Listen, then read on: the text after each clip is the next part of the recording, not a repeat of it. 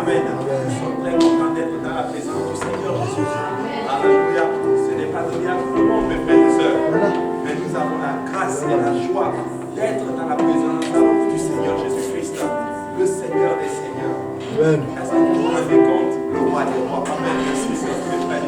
Est-ce que vous vous rendez compte que le Dieu qui est avec Moïse, c'est ce Dieu-là qui est parmi nous ce soir? Aïe, aïe, aïe, aïe. Moi, je suis juste content d'être dans la présence de Jésus-Christ. Alléluia. On va passer là dans la présence du Seigneur. Mais juste avant de passer à ça, on va juste battre nos mains.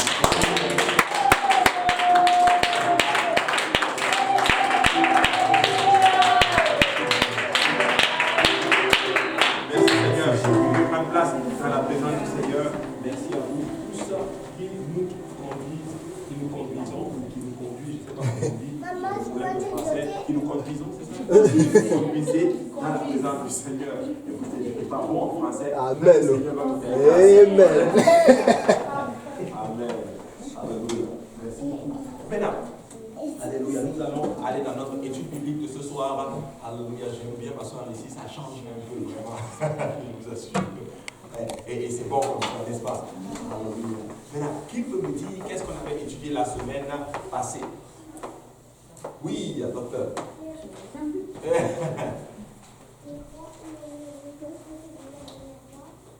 Good, on a parlé effectivement du premier roi effectivement d'Israël. Ça c'est très bon ça. Amen. Quelqu'un nous dit ça avec nous. On a dit que le roi allait les abuser. Wow. Effectivement, on a vu que le roi allait les abuser. Le Seigneur leur avait donné littéralement le plan de tout ce que le roi allait leur faire. Ils ont dit, ah, c'est ça qu'on veut. C'est fou, hein? La nature humaine est vraiment des choses là-dessus. On te dit que si tu vas dans telle direction, ça va être la destruction à tout. Mais tu dis, c'est quand même là que je vais aller. Mais voici l'homme. C'est là que je vais aller. Mais dès qu'il arrive dans ce moment, Seigneur, Seigneur, Seigneur. Et regardez la volonté de notre Seigneur. Il vient quand même nous sauver. Oh, quel Dieu extraordinaire. Et vous, je crois qu'un des prédicateurs l'avait apporté comme ça. C'était le pasteur Jérémy Bossé.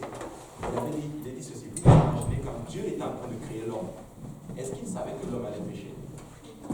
Oui. Est-ce qu'il savait que si l'homme pêche, ça va prendre qu'il se fasse chair, qu'il vienne sur la terre, qu'on le crucifie, qu'on crache sur lui, qu'on fasse toutes ces choses-là sur lui, qu'on l'humilie et qu'il aille à la croix pour acheter l'homme? Est-ce qu'il le savait? Vous savez quand il le sait, mais il crée quand même l'homme. Imagine, toi tu es enceinte et on vient te prophétiser littéralement le futur de l'enfant. Cet enfant-là va te faire souffrir. Il va même faire de telle sorte qu'on va te tuer. Il va voler tout ton argent. Il va faire toutes ces choses. Mais certains d'entre nous vont avorter cet enfant. Mais Dieu n'avorte pas cet enfant. Il le met quand même au monde et il dit, même s'il le fait, je vais payer le prix parce que je l'aime. Moi, je veux servir un Dieu comme ça. Je ne veux pas servir les autres là qui... Je veux servir un Dieu comme ça, qui m'aime au-delà même de mes erreurs. Waouh! Ça, c'est notre Seigneur Jésus. Alléluia. Et c'est vraiment extraordinaire. Malheureusement, notre cher Saül, qui était le premier roi d'Israël, a été choisi. Et quand tu regardes la vie de Saül, tu vas te rendre compte que c'est le choix. En d'autres termes, c'est le désir de l'homme, littéralement grand, beau, comme il y en a dans toutes les nations. Il nous bafoue, mais il est quand même beau, il est quand même grand, c'est correct. Il nous insulte, il prend nos enfants, il prend en d'autres termes le meilleur, en d'autres termes, de nos richesses. Mais il est beau, il est grand. C'est ce que l'homme voulait. Et Dieu leur a donné en d'autres termes ce qu'il voulait. Mais cet homme, en d'autres termes, va tomber. Il va bien commencer, mais il va tomber à un moment donné dans le charnel, littéralement. Il va devenir un roi charnel. Quand vous étudiez la vie de Saül, vous allez voir, il y a l'impudicité, il y a la sorcellerie, il y a toutes ces choses, il y a l'idolâtrie, il y a toutes ces choses qui ne plaisent pas à Dieu. En fait, il est le type même de la vie charnelle. Mais David est le type même de la vie spirituelle. C'est comme si Saül, c'est la chair, et David, c'est l'esprit. Et les deux sont en conflit. Et vous allez vous rendre compte que tant que Saül vivait, David ne pouvait pas être roi. Ou du moins, il était roi, mais il ne pouvait pas s'asseoir sur le trône. Il fallait que la chair meure. Amen. Et c'est ce qui s'est passé, oui ou non? L'onction était sur David. Comme des fois, certains d'entre nous, nous sommes baptisés au nom de Jésus, remplis du Saint-Esprit, nous sommes bien l'onction est sur nous. Mais la chair doit être crucifiée pour que l'esprit prenne s'asseoir maintenant sur le trône. Donc David, il devait attendre jusqu'à ce que cet homme charnel la meure. C'est juste bizarre. Mais nous avons vu en d'autres termes que la première, une des grosses erreurs de Saül, c'était quoi? C'est qu'il a donné le sacrifice à un moment où il ne fallait pas le donner. Il n'était pas lévite, il était un... Quelle était la tribu de Saül? De Benjamin même. C'était un Benjamite. Mais les Benjamites ne donnaient pas le sacrifice, c'est les Lévites qui donnaient le sacrifice. Après avoir donné le sacrifice, à ce moment-là, le prophète arrive. Et là, au lieu de se repentir, il ne se repent pas, il essaie de se justifier. Et voici, c'était quoi le point de chute de notre cher Saül? La repentance, c'est un point clé de notre vie spirituelle, mes frères et sœurs. Un enfant de Dieu doit se repentir tous les jours. Parce que vous savez, nous péchons en pensée, en acte, en parole, en toutes choses que vous pouvez imaginer. Mais si on n'a pas de vie de repentance, laissez-moi vous dire que nous allons périr dans nos péchés. Et Dieu ne veut pas que nous périssions. Amen. Dieu veut que nous vivons, nous puissions vivre. Amen. Mais Dieu veut qu'on vive. Voilà. On se comprend. Alléluia. Et c'est ça qui est arrivé en d'autres termes avec la vie de Saül. Mais nous allons voir aujourd'hui la deuxième erreur que Saül va faire. Je crois que le Seigneur est en train de donner une deuxième chance à notre cher Saül. Et nous allons aller dans 1 Samuel chapitre 15. 1 Samuel chapitre 15, certains d'entre vous sont familiers avec ce passage-là, et nous allons voir qu'est-ce qui se passe ici. Voilà. 1 Samuel chapitre 15, à partir du verset 1.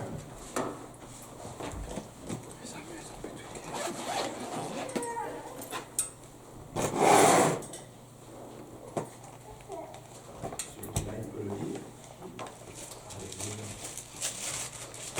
Samuel dit à Saül, c'est moi que l'Éternel a envoyé pour toi, roi sous son feu, Israël, maintenant donc, c'est toutes les paroles de l'Éternel.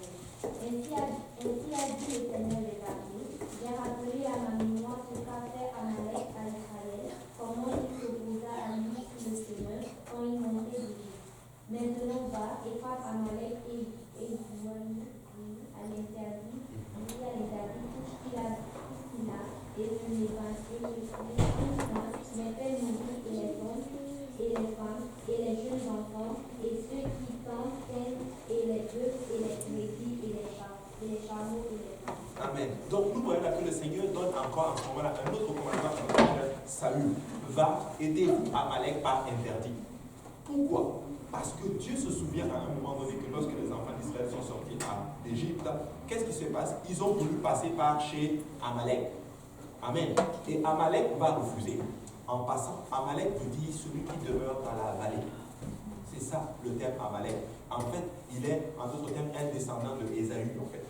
Donc, vous savez, Ésaü et Jacob. Donc, Amalek était un des descendants de Ésaü, de Éso. Certains le disent ainsi. Maintenant, c'était, en d'autres termes, un des frères on va dire, c'est comme un cousin ou un neveu, littéralement, en d'autres termes, d'Israël, si on peut le dire ainsi. Maintenant, Israël sort d'Égypte, Israël veut arriver dans la terre promise, et en passant par chez leur cousin, on va le dire comme ça, on va arriver plus vite. Mais leur cousin dit, tu sais quoi mon ami, vous ne passerez pas chez moi. Vous ne passerez pas chez moi. Et Dieu m'a donné une parole concernant Amalek. Quelqu'un ouvre Exode chapitre 17, et on va voir qu'est-ce que le Seigneur va dire concernant Amalek. Exode chapitre 17. Et un jour, on aurait l'occasion, j'espère avoir l'occasion, d'enseigner sur Exode chapitre 17. Il y a beaucoup de viande dans ce passage. Exode chapitre 17. Regardez. Exode chapitre 17, commencez à partir du verset 8. Alors Amalek vint et livra bataille à Israël à Bethel. Et Moïse dit à Josué, choisis-nous des hommes, sors et combat contre Amalek. Demain, je me tiendrai au sommet de la colline avec les flèches de Dieu dans ma main. Et Josué fit comme Moïse lui avait dit pour combattre contre Amalek. Moïse, Aaron et eux montèrent au sommet de la colline. Et il arrivait lorsque Moïse éleva sa main. Israël était le plus fort, mais quand il opposait sa main, Amalek était le plus fort. Et les mains de Moïse étant devenues présentes, il prit une pierre et la mit sous lui, et il saisit dessus, et Aaron et eux, ses mains d'un côté et l'autre de l'autre, et ses mains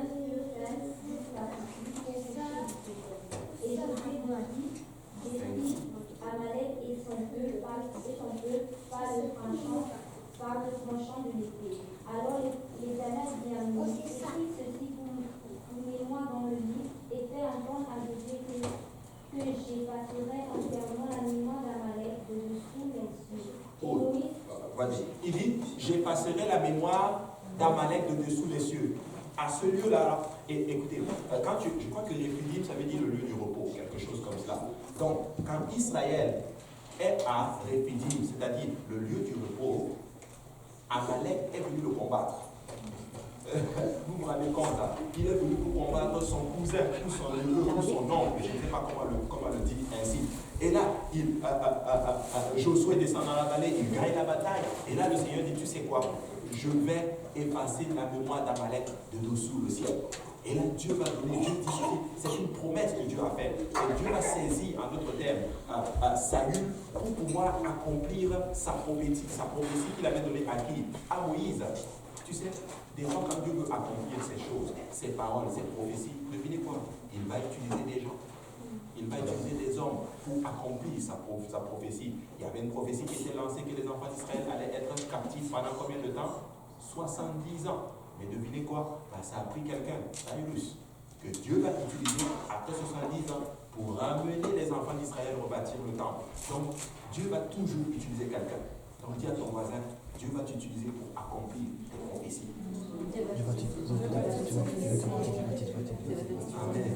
Extraordinaire. Et là, qu'est-ce qui se passe? Saül, ok, Dieu veut l'utiliser pour lui donner une chance de se rattraper. Dans 1 Samuel chapitre 15, nous voyons là que Dieu dit, le prophète va le voir, écoute, c'est le temps maintenant. J'avais juré que j'allais effacer, en passant, c'est dans 1 Samuel chapitre 2, dans Exode chapitre 7 que nous avons lu, qu'est venue la révélation, Jéhovah ma bannière. Quand vous lisez le verset qui suit, il va dire, Moïse donne à son nom l'Éternel ma bannière. Est-ce que vous savez ce que la bannière ici, c'est le mot comme étendard. C'est le mot étendard. Ça a été francisé en fait, parce que le mot anglais, ça c'est stand hard, c'est-à-dire se tenir ferme. Donc l'Éternel est ma bannière. C'est là la racine en fait, pour dire, par l'Éternel, je tiens ferme. Amen. Donc c'est comme ça que c'est arrivé. Et là, tonton Saül va dire, ok, parfait, pas de problème, pasteur, je vais le faire. Pasteur Samuel, I'm gonna do it. Et là, il dit, écoute, va aider-vous Amalek par interdit. Et là, il convoque en d'autres termes son armée, il se déplace, il va faire la guerre. Et la Bible enseigne justement au verset 7 de 1 Samuel chapitre 15 que Saül bat en d'autres termes Amalek depuis Avila jusqu'à Shur, qui est en face de l'Égypte. Il prit Agag, il prit vivant Agag, roi Amalek, et dévoie par interdit tout le peuple et le passa au fil de l'épée. Donc il passe le peuple au fil de l'épée en passant dévoué par interdit, ça veut dire il les a tous tués. Mais il n'a pas tué qui? Agag. Il n'a pas tué le roi, il l'a gardé. Et je me suis toujours posé des questions. Why? Pourquoi tu le gardes? Vous savez, c'était la gloire des rois à l'époque. Quand tu captures en d'autres termes ton ennemi, que tu le laisses en vie. Et que tu l'humilies devant tout le monde. Que tu l'utilises comme un trophée de guerre. Tu l'amènes chez toi et tu le montres. Voici mon trophée. Donc, Saül était un but de lui-même. Saül était après sa propre gloire. Il s'est dit en d'autres termes, là, ici c'est l'occasion pour moi d'affermir mon royaume. C'est l'occasion pour moi de montrer à tout Israël que c'est moi le roi. Je vais vous dire une chose.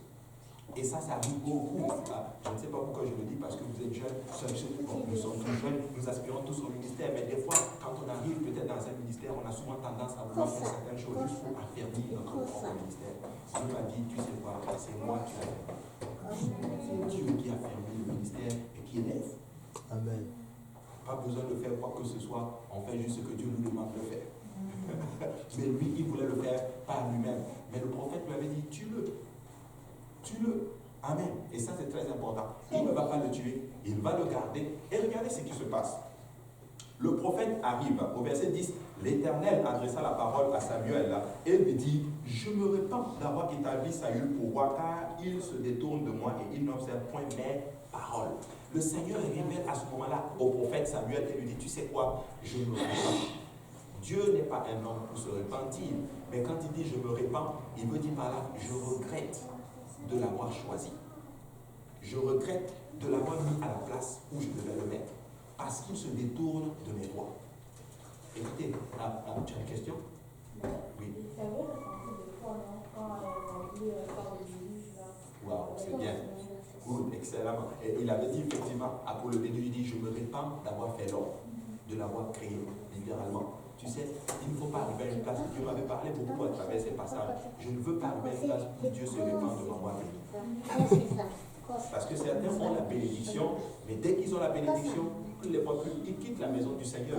Dieu dit, oh, mais je me répands de l'avoir béni. Nous ne voulons pas cela. Nous voulons que Dieu soit toujours content de nous bénir. Vous savez, la Bible dit, c'est mon bon plaisir de vous donner le royaume. Dieu veut nous bénir. Dieu est content quand il bénit son enfant. Et Dieu est content quand il bénit. Écoutez, la sœur Becky va se marier là. Dieu est content de lui avoir donné le mari. Il dit, yes, c'est ma fille. Je lui donne le meilleur. Alléluia. Et Dieu est content de te bénir. Dis à ton voisin, Dieu est content de te bénir. Alléluia. Quand Dieu vous bénit, quand Dieu vous restaure, il est heureux. Il dit, waouh, regarde mes enfants. Écoutez, la Bible dit ceci. Je veux que tu prospères à tous égards, comme prospère l'état de ton âme. Waouh, extraordinaire. J'en viens à moi, je ne t'ai pas oublié ça, mais j'ai un peu de parole en moi. Écoutez, Dieu est content. Notre papa, il aime gâter ses enfants. Je vous dis, Dieu aime gâter. C'est un papa qui il est riche et il donne en abondance. Des fois, certains d'entre nous, vos attentes, par exemple, peut-être certains d'entre nous, ton attente c'était ok, ma famille va être restaurée et ça va commencer à aller. Mais Dieu ne va pas comme ça. Il va restaurer ta famille, vous allez servir Dieu, il va vous bénir matériellement, financièrement, spirituellement. Vous allez juste enjoy quoi. C'est ça Dieu. Écoutez, c'est vrai, je ne suis pas en train de prêcher la prospérité, mais je veux vous dire une chose. Si tu sais Dieu, sincèrement, tu ne vas pas galérer sur cette terre. Même si la galère arrive, tu vas être victorieux. Amen. C'est vrai. Oui, des fois, on pense que la vie chrétienne, oui, c'est une vie de souffrance, tout. Je ne dis pas qu'on n'a pas des problèmes. On a des problèmes, certes, mais laissez-moi vous dire que nous avons la joie. Il prend soin de nous. Il pourvoit nos besoins, il pourvoit tout matériellement, spirituellement, financièrement, ce dont nous avons besoin, et nous sommes heureux. Le peuple le plus heureux qui sur la face de la terre de vie, ce sont les enfants de Dieu. Alléluia. Amen. Sœur Esther. Comment on peut dire à une personne, en école, il y avait un ami, genre lui il était chrétien avant, il disait que tous les comptes c'est des affaires en dernier. Alors, comment il dit que, genre, oui, par exemple, mais en même temps, c'est pas ça que tu dois agir de telle façon pour lui est d'accord avec toi. Il faut juste lui montrer ce que le Seigneur dit dans sa parole. Dieu ne veut pas que nous péchons. Il ne faut pas juste pécher. Il dit que oh, je suis sincère avec le Seigneur. Tu sais, Seigneur, j'aime le péché. Et tu es sincère. Non, ça, ce n'est pas de la sincérité. Ça, tu joues avec Dieu. Et on ne joue pas avec lui. Il est trop fort, il est trop sage, trop intelligent. Il peut te coincer.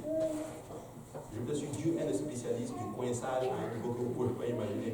Il y a un, je ne sais pas si ça se dit là, écoutez, il y a un monsieur, ça c'est le pasteur Serge qui nous racontait, lui c'était les femmes. Il cousait les femmes, il sortait avec les femmes partout. Et on lui a parlé, certains lui ont parlé, arrête. Mais est-ce que vous savez que Dieu l'aimait beaucoup? Dieu l'aimait tellement, Dieu dit, je vais te faire arrêter. Arrête, il n'arrête pas. Dieu dit, ok, parfait, Dieu a fait que le sida l'a frappé. Tu fais quoi? Il a tout arrêté. Je préfère que tu aies le sida, que tu arrêtes, que tu sois sauvé. Même si tu meurs dans le sida, au moins tu vas venir chez moi. Mais je ne veux pas que tu sois en bonne santé et que tu vas dans le péché et que tu meurs et que tu vas en bonne santé. Donc, vaut mieux être en bonne santé et faire ce que Dieu demande de faire. Parce que Dieu nous aime tellement qu'il est prêt à tout pour nous gagner. Il est même prêt à te coincer vers le mur pour que tu dises, je te veux Seigneur. Et là, il te prend. Mais souvent, le monde, c'est comme ça qu'ils viennent à Dieu. Hein. Ils sont rendus à la dernière chose, à aller sur le lit mort, quelque chose, là, c'est là qu'ils disent, oh mon Dieu Seigneur, j'ai besoin de toi, puis sauve-moi. Exactement. Des fois, c'est comme ça que beaucoup, et je vais être honnête avec vous, hein. Honnêtement, si tout allait bien dans ma vie, là, mais c'est vrai, sauver ça. Je serais venu à Dieu. Il m'a coincé. On m'avait appelé bien avant, le Seigneur m'avait appelé bien avant. J'ai dit, tu sais pas, mon ami, laisse comme ça. Tout allait bien, j'avais financièrement, ça allait, les études, ça allait, tout va bien. Vous savez ce que Dieu va faire? Il va juste déranger un peu les fondements sur lesquels j'étais appuyé. Il va il va juste il a juste poussé un peu et ça a cassé. Et tout a été cassé. Et là, j'ai dit, Seigneur, ça va bien? Je suis là, prends-moi tel que je suis. Et nous aimons, écoutez, nous le chantons, hein, les chanteurs. Vous ne savez pas ce que vous chantez. Prends-moi tel que je suis. D'accord, je vais te prendre tel que je suis. Parce qu'il nous aime. Il nous aime. Aujourd'hui, je sers le Seigneur, mais je bénis le Seigneur pour cette situation que j'ai eue dans ma vie où j'étais coincé et Dieu m'a dit, viens vers moi. Tu sais, toute occasion est bonne pour servir, pour bénir à Dieu. Certains me disent, oh, mais tu es venu. Écoutez, n'ayez pas honte de dire. Certains me disent, oh, mais c'est parce que tu as eu des problèmes que tu es venu à Dieu. Mais oui, c'est vrai. Toute occasion est bonne pour moi de venir à Dieu. Si toi, tu n'as pas de problème que tu ne veux pas venir, c'est ton problème. Mais j'ai eu des problèmes, je suis quand même à Dieu. Gloire à Dieu. Il ne faut pas avoir honte de dire, oh non, non, non, non, non. Oui, c'est vrai, j'ai eu des problèmes et je suis venu à Dieu. Aujourd'hui, si j'ai des problèmes, je ne vais pas le quitter. Parce que j'ai découvert l'amour. Amen. Je l'aime. Et je vis pour lui, pas parce qu'il me donne maintenant, mais je vis pour lui parce qu'il m'a aimé. Amen. Tu sais, nous l'aimons parce qu'il nous a aimés premièrement. Amen. Et c'est très, très important. Quelqu'un avait une question? Non. Oui, sœur Laure. Ah, Jade, oui, Jade. Ça, c'est tout fait. C'est tout fait. Tout fait. Comment? Ça fait mal à l'ouest. Ah oui, ils ne veulent pas parce qu'ils étaient catholiques avant. C'est vrai. Tu sais, il y a beaucoup d'anciens catholiques ici. Gloire à Dieu. Tu sais, ça veut dire qu'il y a de l'espoir aussi. Non, non. Aussi de l'espoir. Et ça, c'est très important. Et là, le Seigneur va dire à Saül, je me répands de l'avoir fait. Et là, il se leva de bon matin pour aller au-devant de Saül. Et on vint lui dire, Saül est allé au Carmel. Regardez ce qu'il a fait. Et voici qu'il s'est érigé un monument. Puis qu'il s'en est retourné et passant plus loin, il est descendu à Gilgal. Il s'est même levé, il a capturé son ennemi, il est même allé se bâtir un monument. Vous savez, il voulait juste ériger sa gloire. Il voulait faire sa gloire lui-même. Écoutez, si tu veux avoir la gloire de Dieu sur toi, sers le Seigneur. Quand tu sers le Seigneur, sa gloire jouit sur toi. Quand tu fais ce que Dieu te demande, est-ce qu'on vous a déjà dit, je ne sais pas qu'est-ce qui arrive avec toi, mais tu n'es jamais stressé, tu es dans la joie, tu es heureux. Est-ce qu'on vous l'a déjà dit? Mais c'est la gloire du Seigneur qui est sur toi. Amen. Lui, il voulait faire sa gloire lui-même. Vous savez, le monde, ils veulent faire leur gloire eux-mêmes. Ils veulent travailler, ils veulent bâtir, ils veulent avoir 2 voitures, une maison, et pour eux, c'est correct, ils ont réussi. Un jour, mon directeur m'a déjà dit ceci. Il m'a dit, oh, bah écoute, tu sais, on parlait, il m'a dit, tu sais, j'ai 2 maisons et 2 voitures. Tu sais, c'est pas facile. Hein. Tu sens qu'il était fier de ce qu'il a bâti. Donc, j'avais juste envie de dire, bah, je n'ai pas 2 maisons, je n'ai pas 2 voitures, mais j'ai Jésus. J'ai Jésus. Et Jésus, c'est la vraie réussite. C'est la vraie réussite. Regardez, il dit ceci. Samuel se rendit auprès, etc. Je l'ai déjà lu. Et là, regardez ce que Samuel va lui dire à partir du verset 17. Je veux quelqu'un pour le lire. À partir du verset 17. Samuel dit, lorsque tu étais petit à tes yeux, n'es-tu pas devenu le chef des tribus d'Israël? Et l'Éternel ne t'a-t-il pas oint pour que tu sois roi sur Israël? L'Éternel t'avait fait partir en disant, va, aidez-vous par interdire ces pécheurs. Les Amalécites, tu leur feras la guerre jusqu'à ce que tu les aies exterminés. Pourquoi n'as-tu pas écouté la voix de l'Éternel? Pourquoi t'es-tu jeté sur le butin et as-tu fait ce qui est mal aux yeux de l'Éternel? Saül répondit à Samuel, j'ai bien écouté la voix de l'Éternel et j'ai suivi le chemin par lequel m'envoyait l'Éternel. Pause. Le prophète va le voir. Écoutez, le prophète savait ce qu'il avait fait. Et le prophète lui pose la question. Le prophète n'est pas venu avec une sentence, mais le prophète est venu avec une perche. Il est venu lui tendre, en d'autres termes, une perche. Pour lui dire, écoute, je te donne l'occasion, en d'autres termes. Écoute, reconnais ton tort et répands-toi. S'il avait dit, je reconnais que j'ai commis une erreur, je me suis laissé enrober en d'autres termes par la gloire de toutes ces choses. Pardon, demande au Seigneur de me pardonner. J'ai ce problème-là, je convoite beaucoup, j'aime la gloire des hommes. Je veux qu'on me voit. Mais écoutez, prie pour moi parce que je sais que Dieu m'a appelé en d'autres termes. Écoute, le Seigneur l'aurait pardonné et le Seigneur l'aurait changé.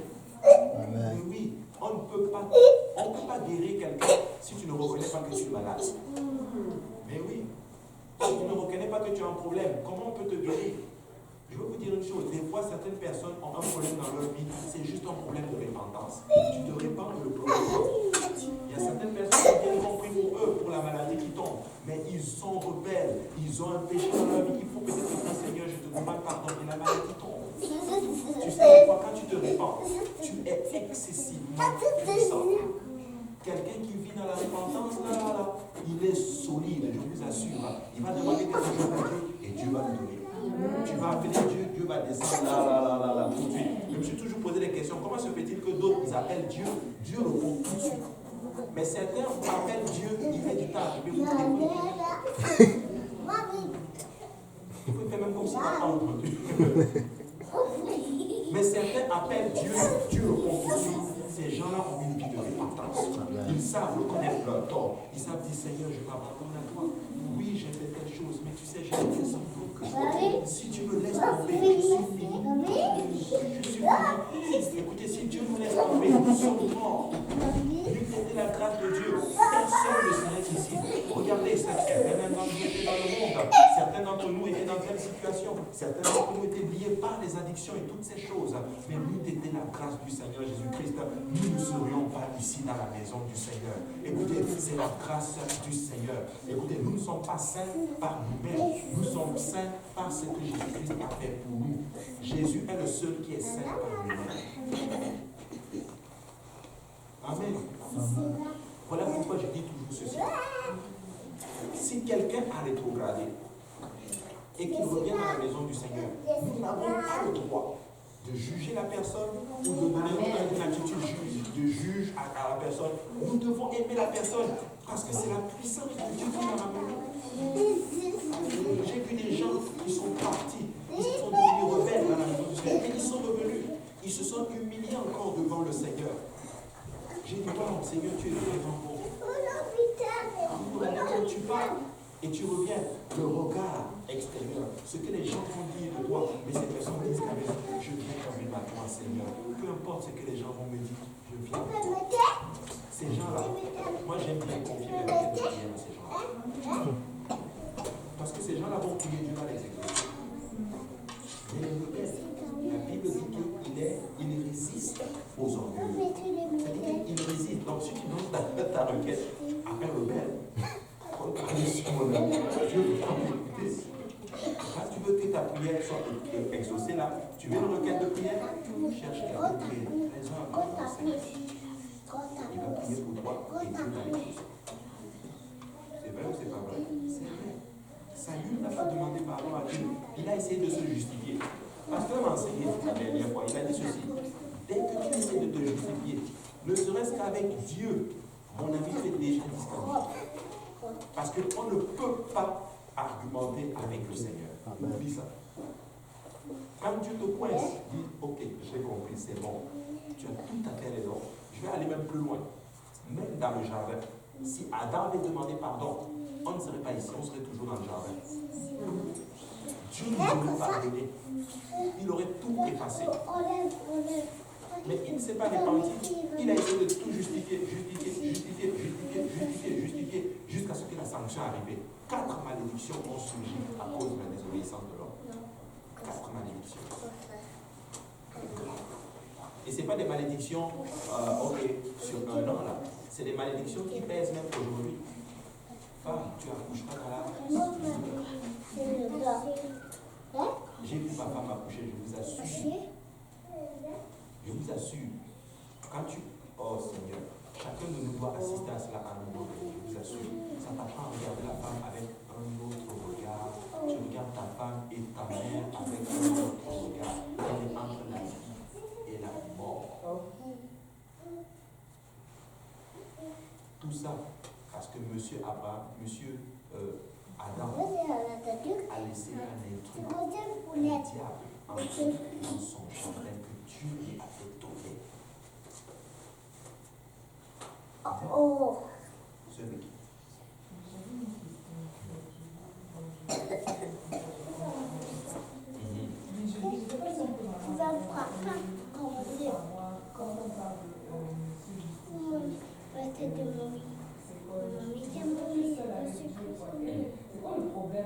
Peut-être personne ne peut voir. Ouais.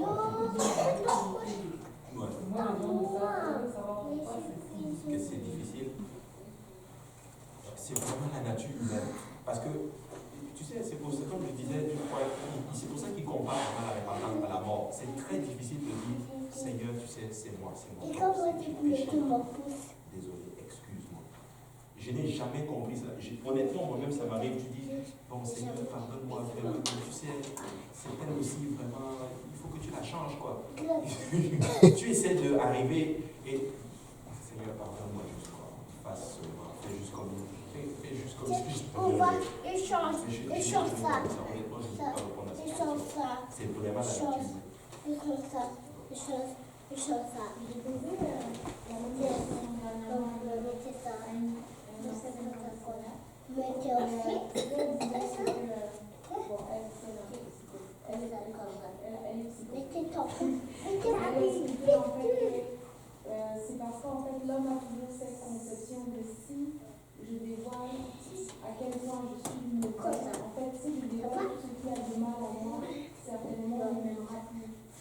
Certainement Dieu ne m'aimera plus. Et c'est la même chose, c'est pour ça aussi qu'on essaie toujours d'avoir une certaine apparence, une certaine attitude les uns envers les autres. Parce qu'on se dit que si on montre à quel point on est digne, on veut bien montrer le bon et montrer le mauvais, on a toujours du mal parce que on se dit que si on montre aussi le mauvais, certainement que finalement on peut faire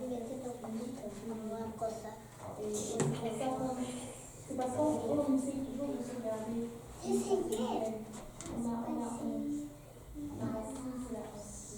Ça, c'est un très bon point aussi.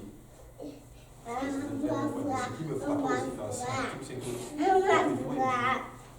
et tu sais qui c'est tout. En fait, Dieu sait tout. Il sait que tu es mauvais, il sait que tu es ça, que ça. En fait, il voit même le péché. Peut-être que toi-même tu vois le péché et lui-même il le voit. C'est comme mon grand frère. Bon, c'est mon grand frère disait souvent qu'il y a certaines personnes, même si tu le vois à la main, dans le sac, il va te dire que c'est pas lui. Non, c'est pas moi qui ai pris le. C'est pas moi. Mais attends, tu as même le truc dans la main. Non, c'est pas moi, hein, c'est vraiment pas moi, c'est pas moi qui l'ai pris. Mais comment c'est arrivé ici? C'est pas ma main. C'est pas ma main. Mais attends, mais comment c'est arrivé? Est-ce que ça a sauté ça? Je ne sais pas où. Je ne sais pas. Il y a une blague, c'est vraiment une blague. Je vais la faire pour la rendre vraiment saine, cette blague-là. C'est comme un monsieur, on le prend vraiment, la met dans le sac, là, dans le sac. Et la justification, il dit que tu vois, c'est pas moi, je t'assure, c'est les sorciers. Je t'en fous. Laissez-moi tranquille. Est-ce que tu as pris le truc, mon ami? Et Dieu te lave, et tu sais quoi? Voilà ce qui est bon avec Dieu. Tu sais, quand tu fais quelque chose, Dieu aime tellement donner la baffe au diable. Que Dieu dit, tu sais quoi, Satan, il a fait, tu sais quoi? Je l'aime quand même. Il me pardonne quand même. Parce que mon sang va le laver. Mais toi, tu as péché une fois. Si tu viens encore, je vais te chasser. Amen. C'est exactement ça. Donc, on n'a pas besoin, en d'autres termes, de vouloir aller bien devant Dieu. Si tu veux bien paraître devant Dieu, dis-lui ce qui ne va pas en toi. Amen. C'est vrai. Seigneur, il y a ça qui ne va pas, j'ai tel problème. Aide-moi à le faire. Esther.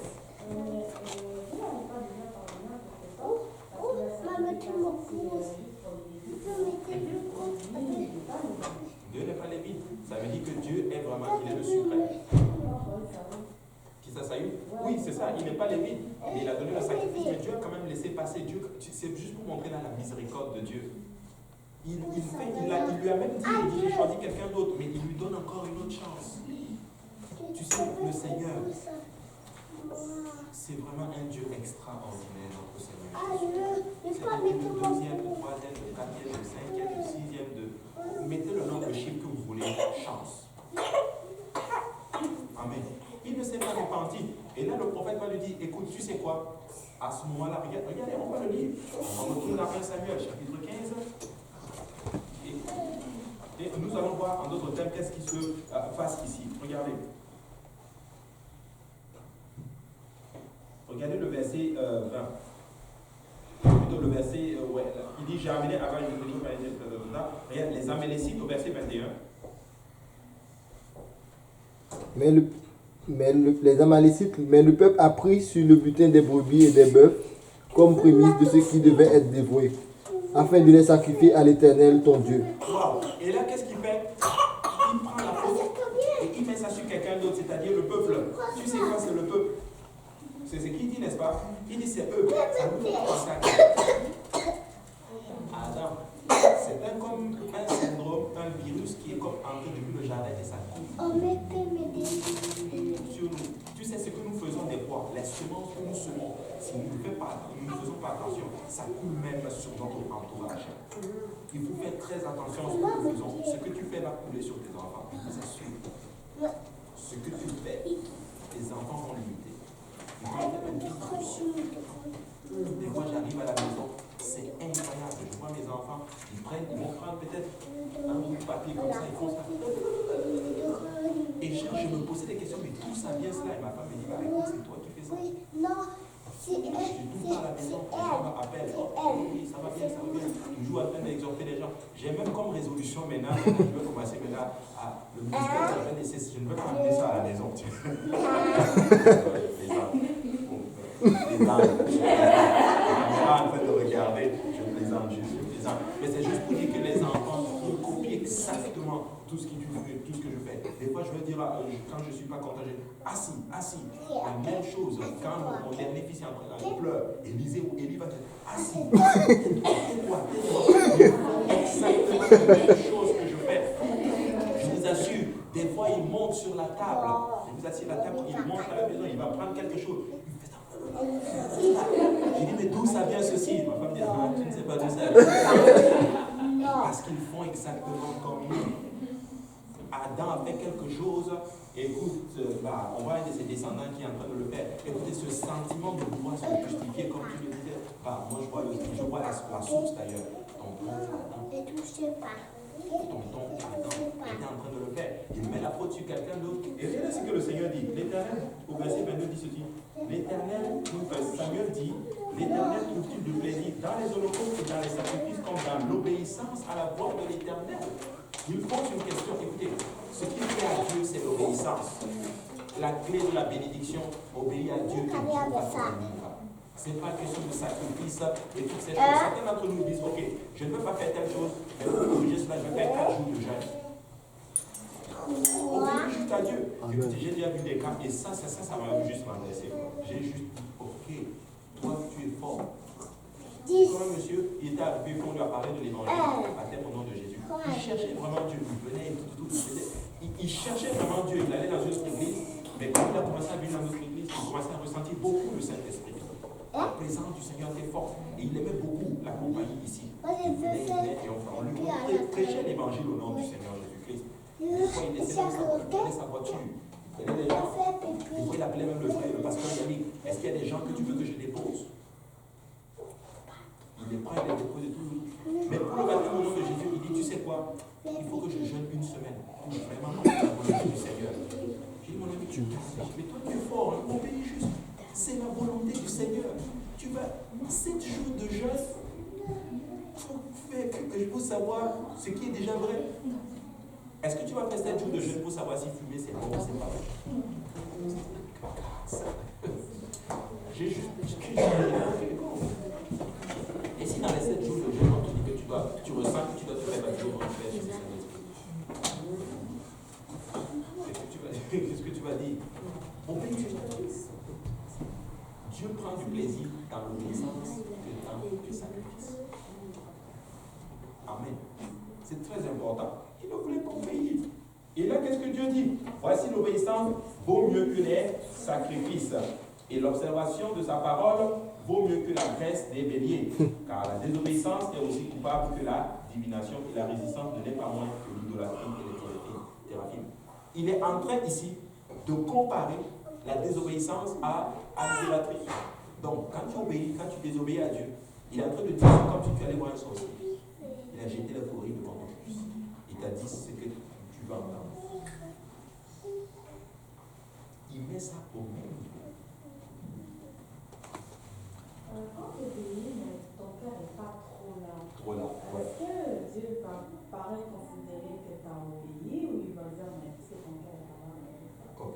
te répondre avec une parabole. Je ne sais pas si c'est une parabole que Jésus-Christ avait donnée. Il a donné 2 personnes, ses 2 enfants. Son père lui a dit, va faire telle chose. L'autre a dit, oui, je vais aller le faire. Et il n'a pas été le faire. Mais l'autre a dit, je ne vais pas le faire. Il a été rebelle, mais finalement, il est allé le faire. Il a posé la question, lequel des 2 a fait la volonté du Père? C'est celui qui est allé le faire.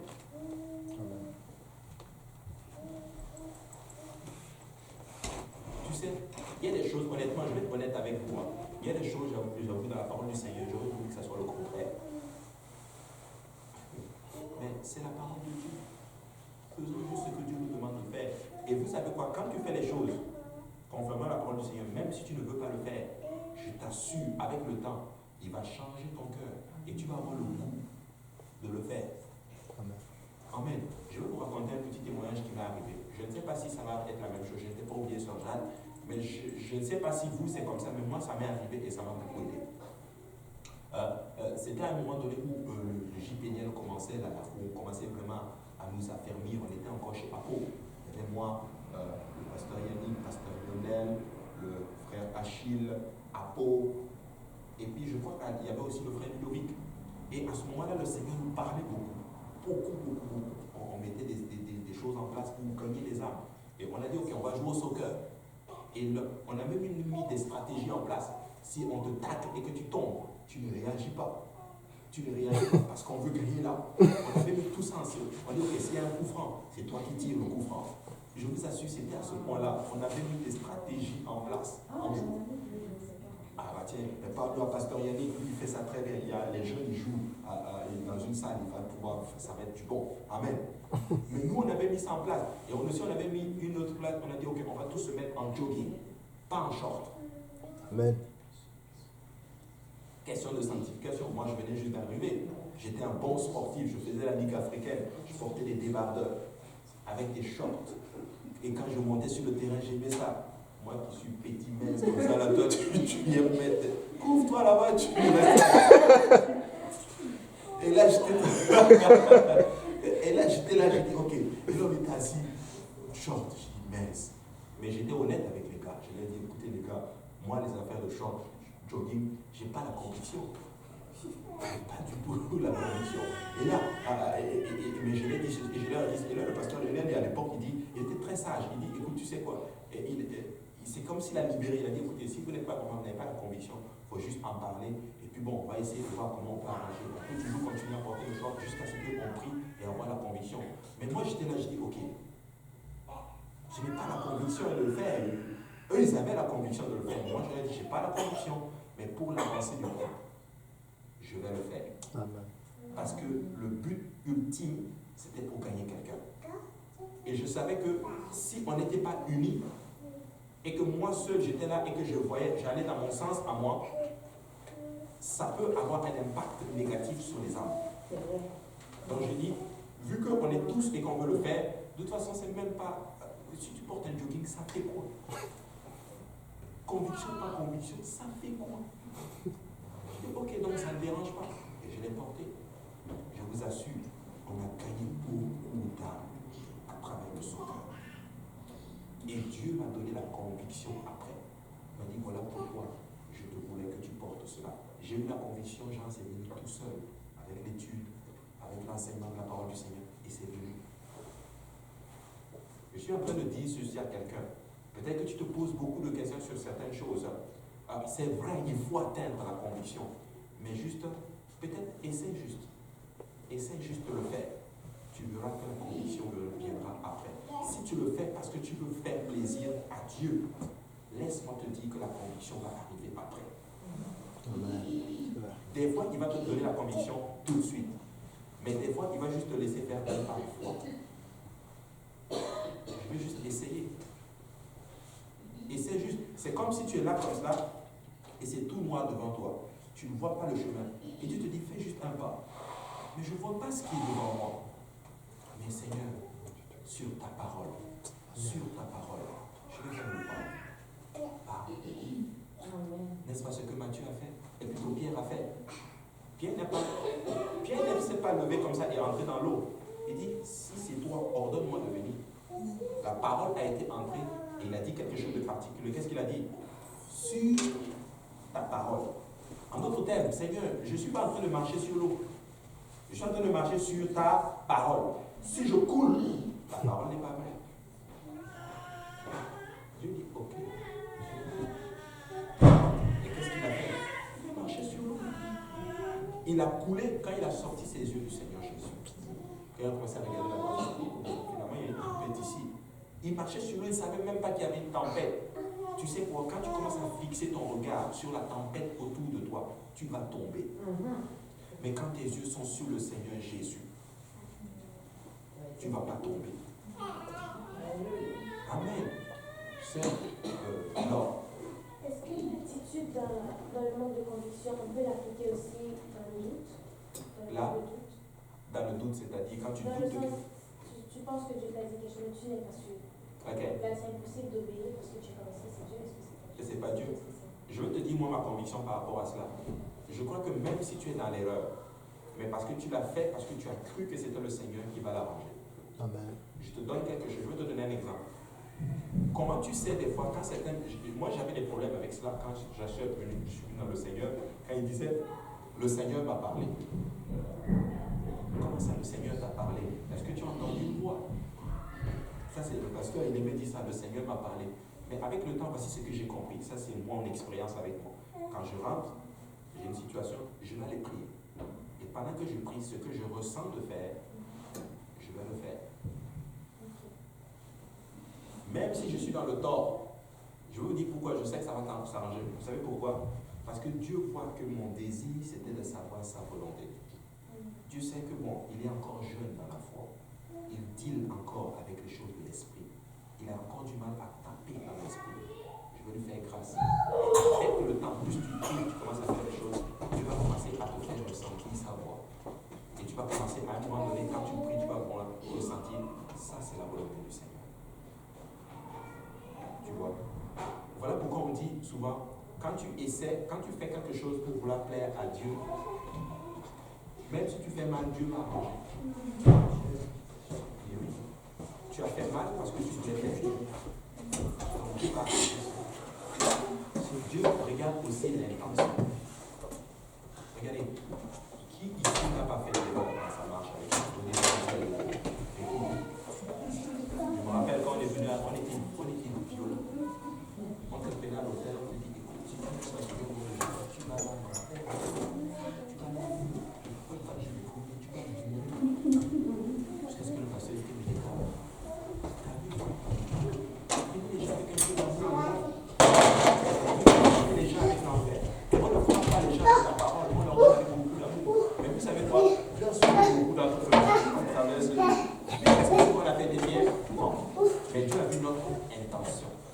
Avec le temps, Dieu te donne la. Donc, je ne suis pas en train de dire qu'il faut le faire. Non. Je suis en train de dire que des fois, tu vas ressentir de faire quelque chose et tu es convaincu que tu es dans la volonté du Seigneur. Même si ce n'est pas vrai, Dieu va arranger. Dieu va arranger. C'est comme par exemple, imagine-toi, tu rentres à la maison et ton enfant, il te voit, il est tellement content de te voir et il va vous chercher un verre pour venir te donner. Il est tellement content et en arrivant le verre, il est tout jeune et le verre tombe et le verre se casse. Est-ce que tu vas le chicaner pour cela? Non. Il voulait te faire plaisir. Tu ramasses le verre et puis la prochaine fois tu vas mettre un verre en plastique. Et la prochaine fois quand il va prendre le verre en plastique, c'est plus facile pour lui. Il va venir te donner du verre. Parce que si tu le chicanes, devine-toi, il ne va plus jamais essayer quoi que ce soit dans sa vie. Il tue, en d'autres termes, cette capacité d'entreprendre les choses. Des fois, il faut juste laisser les gens même faire. Des fois, il y a cette... Et j'ai appris ça de mon pasteur, j'ai vraiment appris ça. Des fois, je le regarde, on fait tellement d'erreurs, tu te dis, mais il va me tuer, il va me chicaner. Et il arrive, il ne te dit rien. Il te laisse. Et quand tu le regardes, tu sais que tu as mal fait. C'est comme que quand tu le regardes, c'est comme si tu as mal fait. Mais il te dit absolument rien. Des fois, il faut juste être un peu comme ça. Est-ce que vous pensez qu'on fait toujours bien? Non, on ne fait pas bien. Et Dieu, des fois, nous regarde, il me dit juste, laisse. t'assure, depuis le matin, si on peut te dire le nombre de fautes graves que tu as faites, Dieu peut te sortir la liste comme ça, mais te dire que tu es toujours sur ma trace. Écoutez, nous sommes dans le sabbat, n'est-ce pas? Nous violons le sabbat tous les jours. On arrive en retard, on fait ces choses, certains sont dans le ministère, nous arrivons en retard, certains arrivent, n'ont même pas prié, ils ministrent quand même, et Dieu te fait grâce. Amen. Nous violons le sabbat tous les jours. Mais Dieu laisse. Quand Dieu commence à être là sur la désobéissance, c'est parce que ça commence à être grave là. Mais quand tu veux bien faire et quand tu fais des erreurs, Dieu va te faire grâce. Donc voilà comment des fois j'ai appris en d'autres termes à chercher la face du Seigneur. Des fois je rentre en prière, je prie, et je ressens de faire certaines choses. Mais ça ne veut pas dire que c'est vraiment ça. Tu vois? Mais parce que ton but c'était de connaître Dieu, tu vas juste. Amen. Je vous donne un exemple très simple et vous allez bien comprendre. Est-ce que David, quand il a commis l'adultère, est-ce que c'était bien? Non. L'enfant qu'il a conçu avec Bathsheba est mort. Mais il a eu un deuxième enfant avec cette même femme, qui est qui? Salomon. Et c'est ce même enfant que Dieu va prendre et le mettre sur lui. Donc Dieu est toujours capable de tirer une bonne chose d'une mauvaise situation. C'est ça qui est oui. J'ai une question. Qu'est-ce qui est arrivé à la première femme? Pourquoi il a raison? Laquelle? Celle de David? Ouais, la première. Abigail? Ouais. Ouais. Bon, je ne sais pas ce qu'elle est devenue, mais c'est sûr qu'elle était toujours là. Bon, elle était toujours là, mais le temps a passé. Mais là, Passé. qu'est-ce qu'il a? Je sais pas, mais elle était là. Non, elles étaient là. C'est sûr qu'elles étaient là. Il les a pas chassées là. Parce qu'il n'avait pas qu'une seule femme. D'abord, il y avait elle, il y avait aussi la femme de Nabal qui était, c'est Abigail. En plus, Abigail, c'est une très belle femme qui était là, mais bon, ça reste un homme. Ça reste un homme. Amen. Donc, vraiment, notre Dieu est très bon avec nous. Notre Dieu est vraiment très, très bon avec nous. Maintenant, regardez, et là, Dieu dit que l'obéissance vaut mieux que le sacrifice. Et là, regardez alors le verset 24. Ça là, c'est le bonbon. Alors Saül dit à Samuel, j'ai péché car j'ai transgressé l'ordre de l'Éternel et je n'ai pas obéi à tes paroles. Je craignais le peuple et j'ai écouté sa voix. Pause. Et à ce moment-là, il voit que là, Dieu donne son jugement et à ce moment-là, il se répand. La repentance est arrivée en retard. Amen. Ce n'est pas arrivé au bon moment. C'est au moment où la sanction est tombée. Ça, c'est l'esprit de Caïn. Caïn, c'est quand Dieu l'a dit, tu seras errant et vagabond. C'est là, à ce moment-là, il dit que Seigneur, si tu me jettes loin de ta face, quiconque me trouvera me tuera. Je dis, ok, pas de problème, je vais mettre un signe sur toi, celui qui veut tuer, tu seras vengé 7 fois. Et la Bible déclare qu'il est sorti de la face de l'Éternel. Après avoir eu le pardon, il est sorti de la face de l'Éternel. La repentance est venue comment? En retard. Au moment où Dieu a dit, je ne suis pas content de toi, je suis triste, je suis fâché contre toi, il dit à ce moment-là, pardonne-moi. Il dit, j'ai écouté la voix du peuple. J'ai écouté la voix du peuple. En fait, je cherche la gloire des hommes. Je n'ai pas écouté Dieu, j'ai écouté les gens plutôt que Dieu. Moi, j'ai des problèmes avec ça. Il y a des gens souvent qui vont venir, qui vont dire, oh, mais moi, ma grand-mère m'a enseigné que c'était comme ça qu'il fallait faire pour être sauvé. Ok. Ta grand-mère, c'est pas Dieu. Donc, d'abord, on écoute les gens au lieu de Dieu. Mais écoute Dieu. Et là, il dit, regardez ce que le verset 25 dit. Il dit, maintenant, je te prie, pardonne mon péché, reviens avec moi, et je me prosternerai devant l'Éternel. Samuel dit à Saül, je ne retournerai point avec toi, car tu as rejeté la parole de l'Éternel. Et l'Éternel te rejette afin que tu sois plus roi sur Israël. Et comme Samuel se tournait pour s'en aller, Saül le saisit par le pan de son manteau qui se déchira. Vous savez, le manteau, c'est souvent signe de ministère, signe d'onction, littéralement. Mais le manteau s'est déchiré. Et là, Saül dit ceci. Qu'est-ce que Saül lui dit? Quelqu'un peut m'aider? Samuel lui dit, l'Éternel déchire aujourd'hui de dessus toi la royauté d'Israël, et il la donne à un autre qui est meilleur que toi. Celui qui est la force d'Israël ne ment point et ne se répand point, car il n'est pas un homme pour se repentir. Saül dit encore, j'ai péché maintenant, je te prie, honore-moi en présence des anciens de mon peuple et en présence d'Israël. Regardez ce qu'il dit. Là, j'ai péché, ok, je sais que je suis en disgrâce, mais tu sais quoi? Il faut que tu le fasses. Fais-moi paraître bien devant les gens. Ah, mon ami, gars, là, c'est chaud. Et tu veux encore paraître bien devant les gens. C'est comme tu disais tantôt, l'homme aime bien paraître. Tu sais, il y a des gens qui vont arriver, ils ont vraiment un problème, mais ils vont tellement masquer la chose. Et quand tu vas le voir, tu vas dire que, ouh, lui, il est bien spirituellement, il est très bien. Mais mon ami, il est déjà en disgrâce avec Dieu. Que Dieu nous aide, je vous assure, nous ne tombons pas dans cet esprit-là.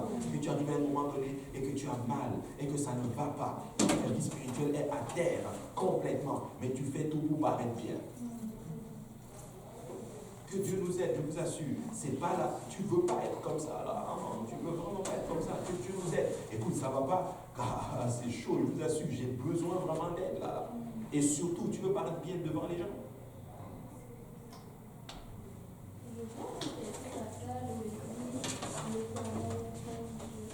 J'en reviens à ça.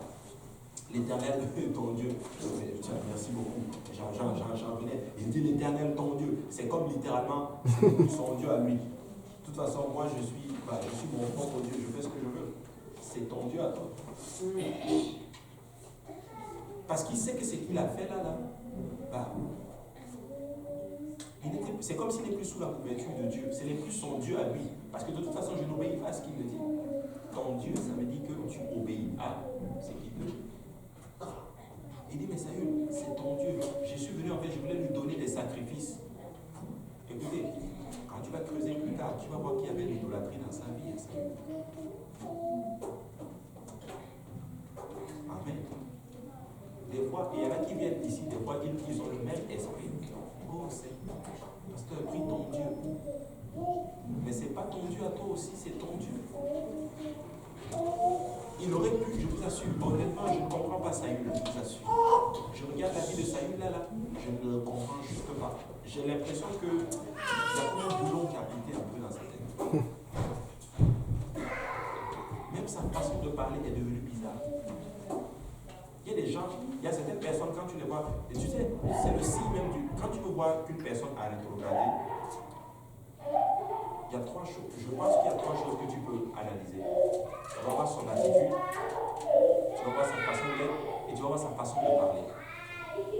Ça change littéralement. Les personnes qui disaient gloire à Dieu, ils sont bénis. Tu vas voir, ça change. Ça commence à être un peu mauvais. Le langage change, je vous assure. La plupart des gens qui ont regardé, quand tu les vois aujourd'hui, leur langage change, leur jargon change. C'est vrai. C'était impossible. Ça montre là qu'il ne faut pas que. Mais ça là, vraiment que Dieu nous aide. Que Dieu nous aide. Saül était vraiment.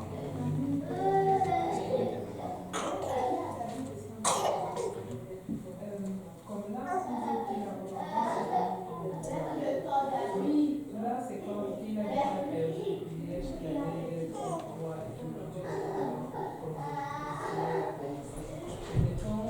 maintenant s'il fallait juste demander pardon à Dieu, comme juste que Dieu, comme pour garder une relation avec Dieu, indépendamment du.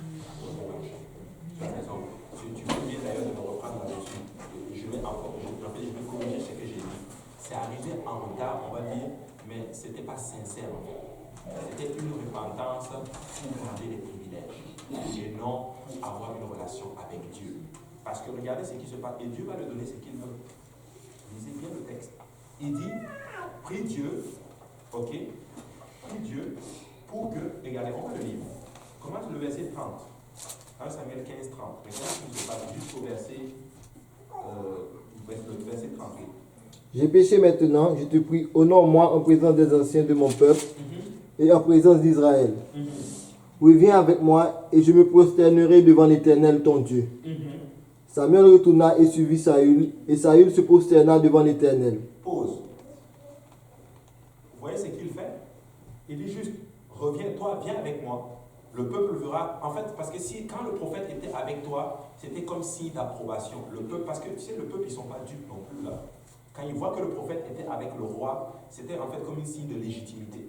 Si tu, en fait, littéralement, ce n'était pas les gens qui faisaient le roi, c'était le prophète. Il avait compris ce principe. Si le prophète est avec moi, si le peuple voit que le prophète l'agrée, c'est correct. Parce que le peuple croit que lui, c'est un homme de Dieu. Donc, si l'homme de Dieu l'accepte, le peuple automatiquement l'accepte aussi. Donc, il dit, ok, tu sais quoi, viens juste à mes côtés, ok, et moi, je vais me prosterner devant Dieu. Et il l'a fait.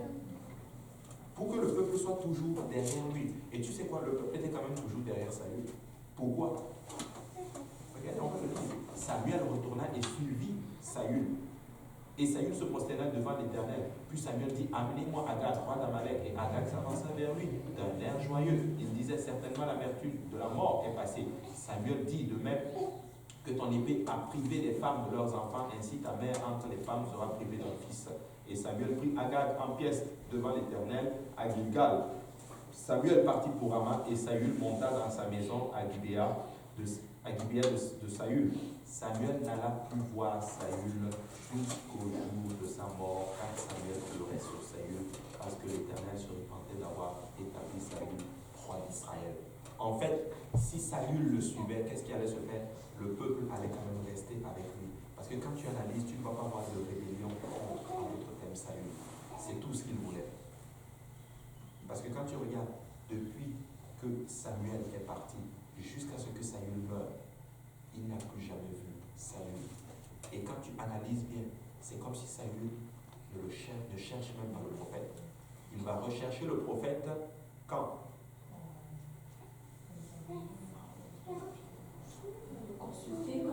Pour consulter, en d'autres termes, pour aller en guerre.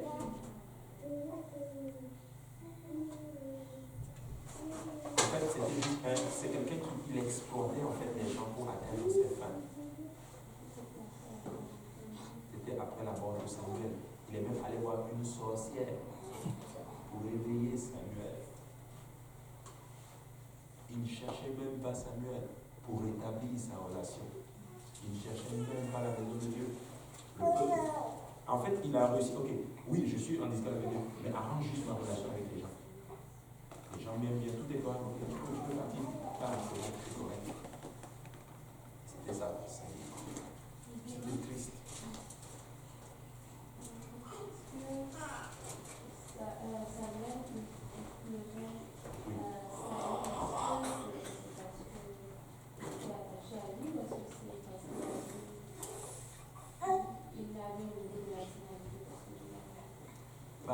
C'est sûr que je dirais peut-être que c'est les deux.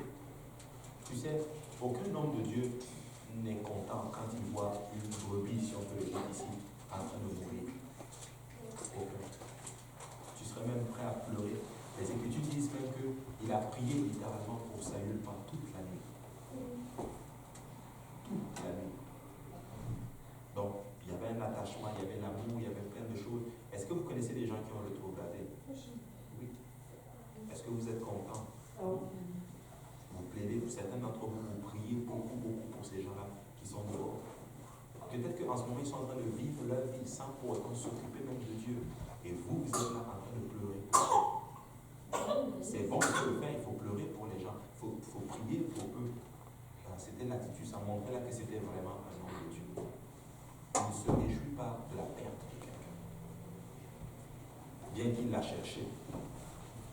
Mais il l'aimait quand même.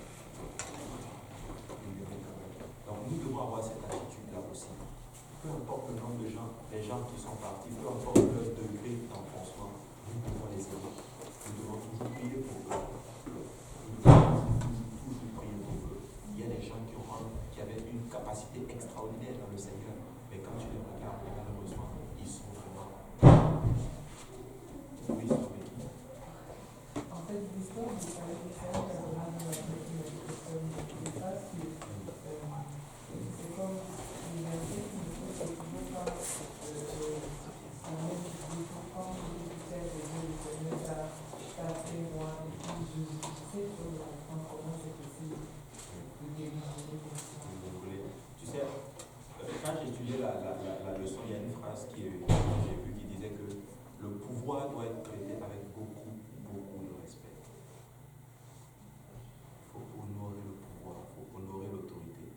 Quand tu as l'autorité, il ne faut pas en abuser. Il faut toujours arriver à une place et te dire, c'est Dieu qui est le chef de toute autorité. Il a flirté un peu avec le pouvoir et il a vu que ça donnait beaucoup d'avantages, de tous les privilèges. Il est devenu un but de lui-même. Beaucoup devenu. Quand tu ne réalises pas c'est quoi le but de l'autorité, tu tombes. L'autorité, c'est pas pour bafouer ou frapper les gens. L'autorité, c'est pour conduire les gens vers Dieu.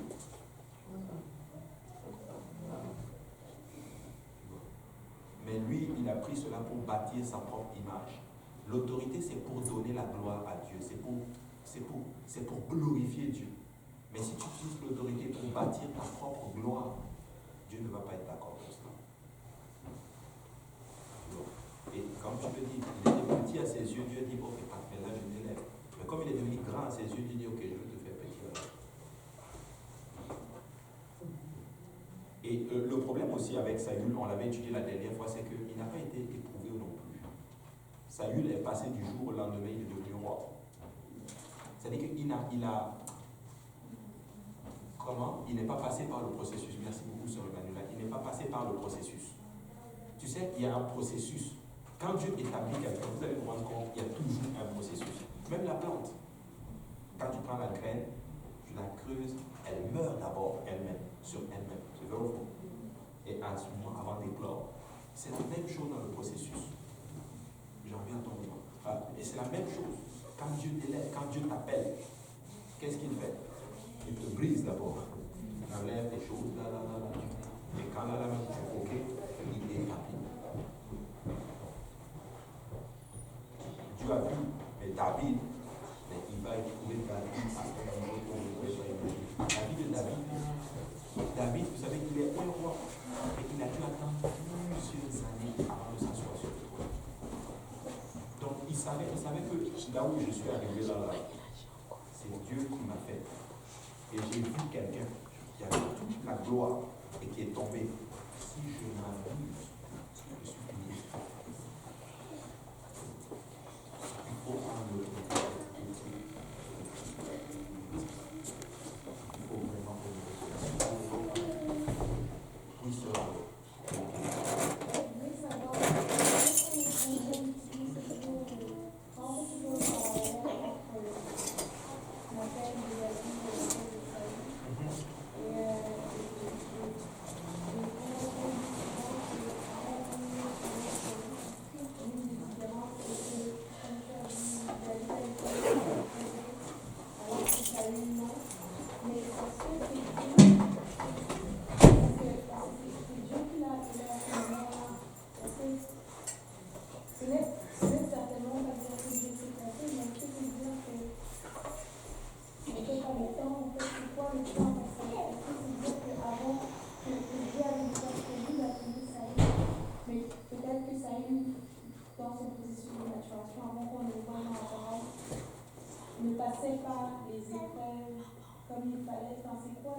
Ouais,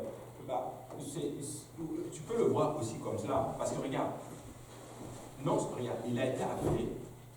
Quand tu regardes bien les Écritures, il est appelé, et lui, il allait juste chercher les ânes de son père, et pour le faire roi.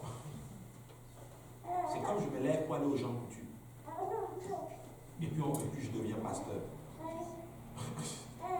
Je vais te dire pourquoi Dieu fait ça, ok? Moi, je ne sais pas pourquoi il a fait ça. Peut-être que c'était pour nous donner un exemple. Pourquoi Dieu a pris Judas? Pourquoi? Parce qu'il était le parfait candidat. Son attitude collait bien avec le rôle. Tu sais, quand tu veux... Moi, voilà comment je vois la vie. C'est comme un film. Et on a besoin d'acteurs pour jouer tel rôle. Mais c'est toi qui décides quel rôle tu vas jouer. Si tu décides, si ton comportement, ton penchant, c'est la gloire, c'est toutes ces choses, tu peux jouer tel rôle. Parce que quand tu regardes bien les familles des 10 apôtres, Judas était le parfait candidat. Ça aurait pu être Pierre, mais Judas était le parfait candidat. Il était fou, il volait même, c'était le trésorier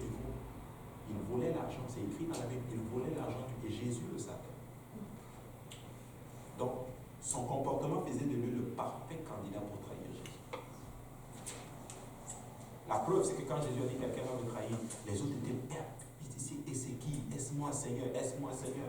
Et Judas dit, est-ce-moi Seigneur? Et Jésus dit, tu l'as dit. On te dit que tu vas me trahir et tu vas quand même le faire. Donc, c'est pour ça qu'il faut se dire à un moment donné, je choisis pour jouer le bon rôle. Je veux être Pierre, je ne veux pas être Judas. Donc, son comportement, ses goûts, ses choses, toutes ces choses, faisaient que tu colles bien avec ce rôle. C'est pour ça qu'il faut faire très attention. Parce qu'il fallait un Judas. Il fallait quelqu'un pour trahir Jésus. Est-ce qu'on est d'accord? C'est écrit, c'était prophétisé, quelqu'un va le trahir. Mais le nom de la personne n'était pas donné. Je ne sais pas si on va sortir de l'étude avec ça, mais je crois que c'était dans une étude que j'ai faite, et puis je posais la question de savoir, ok, si tout le monde alors avait décidé que moi je vais servir le Seigneur, si tout le monde considérait que moi je dois servir Dieu, comment est-ce que le Seigneur allait faire? Je ne sais pas comment il allait faire, mais il allait trouver un moyen. Il allait trouver un moyen. Tu sais, le Seigneur, il est très fort. Il est très fort. Honnêtement, vous savez, il y a des choses, soyons honnêtes, il y a des choses qu'on ne sait pas non plus, tu vois. Et le Seigneur m'avait parlé là-dessus. Il m'a dit, bon, là, tu deviens pasteur, toutes les choses, mais si il arrive un moment donné, s'il y a des choses que tu ne sais pas, dis que tu ne sais pas. Je ne sais pas la solution. Mais j'avoue, honnêtement, je ne sais pas, franchement. Mais je bénis juste le Seigneur que ça ne soit pas moi. Tu vois. Mais Judas, tu sais, des fois Dieu, il y a des choses qu'on ne comprend pas. Il faut juste aller au ciel et dire, le Seigneur, pourquoi c'était Judas? Pourquoi c'était pas Pierre, par exemple? Pierre était colérique. Pierre était toutes ces choses. Pourquoi c'était pas lui? Mais il fallait un Judas. Il fallait quelqu'un pour le trahir. Donc, des fois, c'est pour ça des fois qu'il faut combattre. Il y a certaines choses, quand tu le vois que ça commence à arriver dans ta vie et que tu sens que ce n'est pas l'esprit qu'il faut, bats-toi pour combattre cet esprit-là. Et là, tu ne rentres pas dans tel rôle. C'est pour ça que j'ai dit, je refuse de jouer ce rôle. Je refuse cela au nom de Jésus-Christ. Je ne serai pas un Judas, je serai un Pierre ou un Paul ou un Jean. Je ne serai pas celui qui va trahir. Donc c'est très important. Et là, qu'est-ce qui se passe? Et là, Agar, il est mort, et là, il est déchu. Mais là, Dieu va choisir quelqu'un. On va s'arrêter là. Maintenant, on est presque rendu. Ok, 5 minutes, j'ai introduit le prochain roi que nous allons étudier. C'est le roi David. Et le Seigneur va le choisir d'une façon extraordinaire. Regardez, la Bible dit au verset 16, l'Éternel dit à Samuel, quand cesseras-tu de pleurer sur Saül? Il pleurait tous les jours sur Saül. Il avait de l'espoir que le Seigneur va le ramener. Il dit, et le Seigneur dit, je l'ai rejeté. Je l'ai rejeté. Remplis ta corne d'huile. Dis donc, c'est ta corne d'huile, c'est la Suisse. Remplis ta corne d'huile et va chez Isaïe Bethléemite, car j'ai vu parmi ses fils celui que je désire pour roi. Samuel dit, comment irai-je? Saül l'apprendra et il me tuera. Et là, le Seigneur dit, lève-toi, vas-y, va chez Isaïe. J'ai vu quelqu'un qui est selon mon cœur. Tu sais, si tu es honnête avec Dieu, peu importe là où tu te trouves, Dieu te voit. Et là, il arrive chez Isaïe, Bethléemite. Et là, regardez ce qui se passe au verset 4. Ça là, ça j'aime beaucoup ce qui se passe. 1 Samuel 16, 4.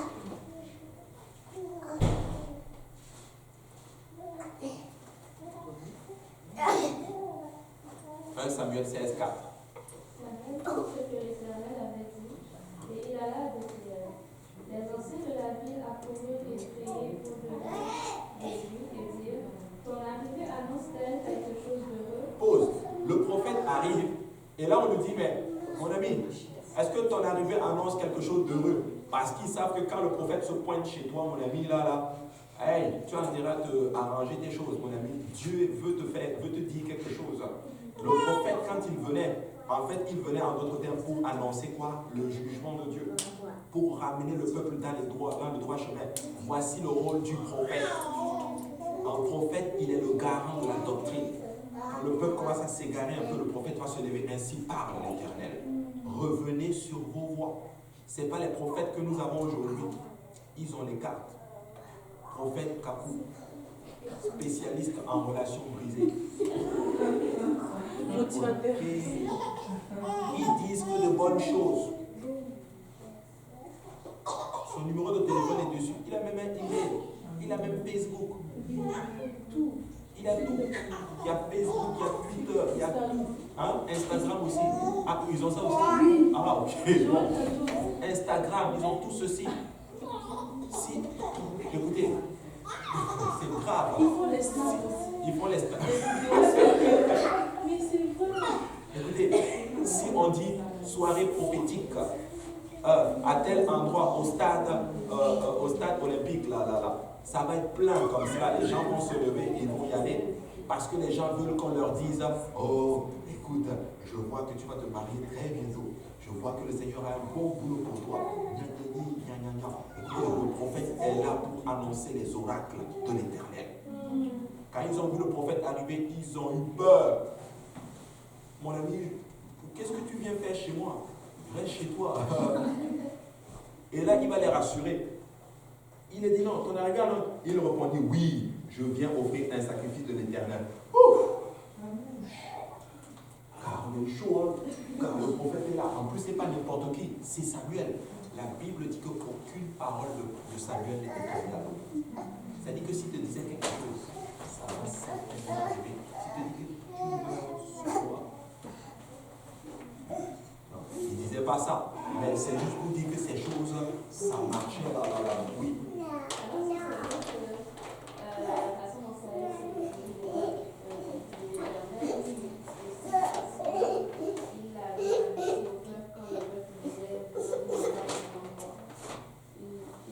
Oui, effectivement, on l'avait enseigné la semaine passée et on disait, ça c'est ce que je pense. Donc, je n'ai pas vraiment de verset pour l'appuyer. Mais le Seigneur même l'a dit d'ailleurs. Il dit, je t'ai donné un roi dans ma colère, mais dans ma fureur, je te l'arracherai. Donc je crois que Dieu a donné Saül, c'était vraiment ce que le peuple voulait. Mais comme ils se sont plantés, ils ont vu littéralement qu'ils sont plantés, Dieu dit, je veux vous donner à ce moment-là quelqu'un selon moi, mon cœur. David, qui est David. Il leur a donné ce qu'il voulait, un roi charnel qui aime la gloire et toutes ces choses, qui prenaient leurs enfants, qui mettaient leurs enfants devant eux et lui-même il restait en arrière. En fait, littéralement, il leur a dit, voici ce que le roi va faire. C'est ça, je crois que je vais vous donner quelqu'un comme cela. Et c'est ce qui est vraiment passé.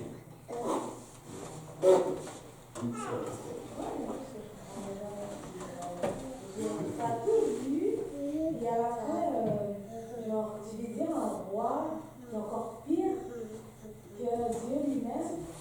C'est comme si tu désirais le diable en tant que Dieu. Mais oui. C'est toi. Pourquoi certaines personnes vivent pour le diable? Pourquoi? Imagine-toi, tu vas aller en boîte, tu bois de l'alcool, tu es sonné, tu es à terre, tu entres, ta tête te fait mal, tu te lèves le matin et la semaine prochaine, tu vas encore là-bas. Hein? En fait, je comprends. C'est juste pour dire que, voilà pourquoi Paul l'avait bien expliqué. Paul dit, je veux faire le bien, mais je n'arrive pas à le faire. Ça veut dire qu'il y a une loi qui me contrôle. C'est la loi du péché. Donc il faut une autre loi pour vaincre cette loi qui est la loi de la vie. C'est la loi en Jésus-Christ. Et c'est ce qui arrive. Et on va s'arrêter là pour aujourd'hui. On va laisser Samuel chez Isaïe. Et la prochaine fois, on va voir justement comment David va être point pour foi. Et ça, c'est vraiment très important. Et si je devais vraiment faire une conclusion aujourd'hui, c'est juste pour dire, vous savez, notre Seigneur nous aime, il va toujours nous donner des chances pour que nous puissions revenir à lui. Mais ce que j'aimerais dire à quelqu'un aujourd'hui, tu sais, comme on appelle, je cherche l'expression, l'obéissance vaut mieux que le sacrifice. L'obéissance vaut mieux que le sacrifice. Si tu obéis à Dieu, laisse-moi te dire que ta vie va être. Ça ne veut pas dire qu'il n'y aura pas de difficultés, mais tu vas toujours sortir. Obéissons à ce que le Seigneur nous demande de faire et nous allons réussir. Nous allons vraiment réussir. Tu sais, il y a certaines choses vraiment que j'aimerais vraiment vous dire avec le temps par rapport à l'obéissance. Comment Dieu vraiment, il te bénit vraiment au-delà de l'obéissance. En général, les choix de Dieu, ce n'est pas ce que nous voulons. Et quand Dieu arrive, il va te dire, fais ça. Il va te dire, il y a ça, fais-le. Ce n'est pas ce que tu peux faire naturellement. En fait, souvent, les choix de Dieu, là, l'obéissance, quand tu obéis, ça fait mal. En général, c'est comme ça. Je ne dis pas que c'est différent, mais quand tu obéis, j'ai pas envie de le faire. Et quand tu le fais, tu jouis de la bénédiction. Amen. Tu jouis de la bénédiction. Alléluia. On va se lever et nous allons prier. Nous allons rendre grâce au Seigneur aujourd'hui. Et la semaine prochaine, nous allons revenir et nous allons étudier notre prochain roi. On va étudier le roi et l'esprit de Dieu. Nous allons voir comment David, lui, il est béni. Amen. Prions tous ensemble. Éternel des armées, nous bénissons ton Seigneur ce soir. Nous te rendons grâce et nous te disons merci.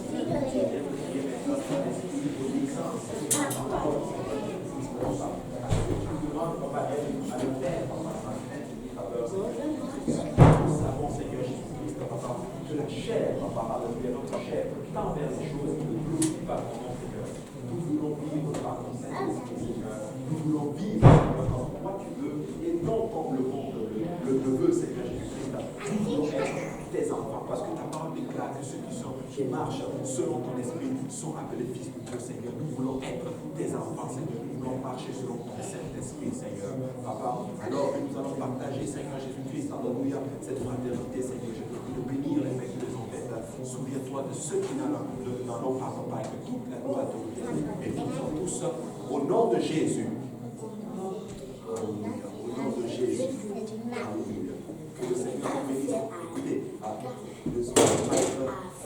ne soyez pas, faut pas être déprimés, ok? Nous sommes les enfants de Dieu. Nous ne sommes pas des Samuel ni des Judas. Nous sommes des enfants de Dieu. Amen. Alléluia. Dieu nous a créés. Et en passant, si tu es dans la maison du Seigneur, alléluia. Donc alors, va avec la joie du Seigneur. Amen.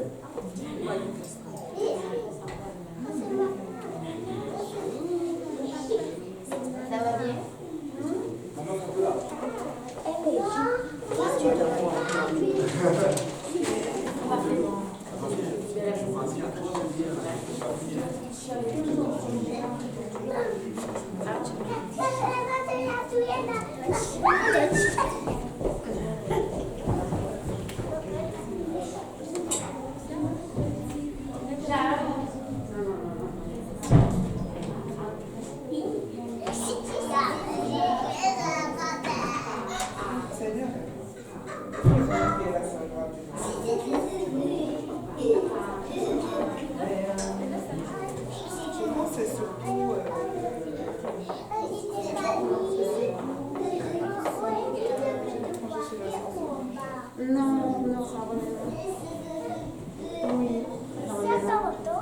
Non, je vais aller chercher mon manteau avant. Il ne faut pas sortir comme ça.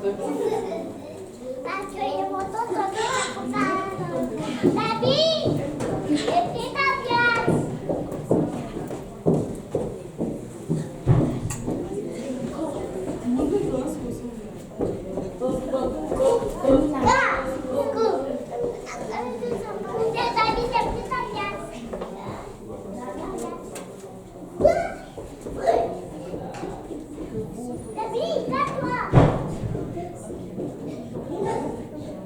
En fait, elle a dit vraiment beaucoup de choses et puis mon corps quand même. David, tiens ta pierre, viens.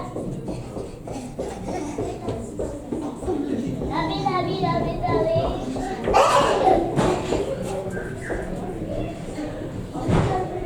Bon, on a tout un programme.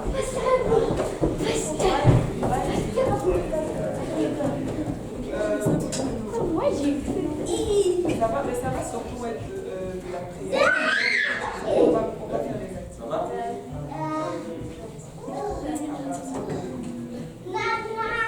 Tu finis quoi? On va faire des activités. On passe à l'autre.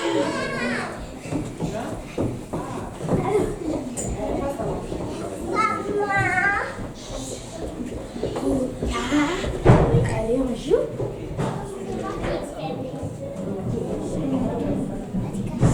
On va aller dehors. On reste là.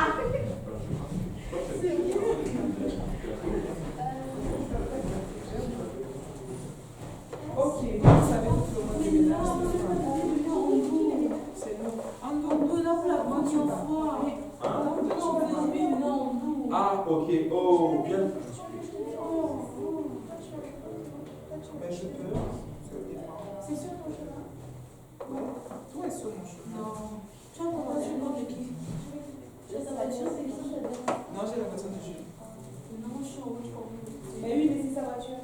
Mais je suis en route. C'est sa voiture. Tu dois déjà. Ouais, bon, j'ai ma Faut voiture. changer de langage. J'ai ma voiture. Ils se disent le temps de s'habituer. Donne-moi une nouvelle. Ça veut dire que je vais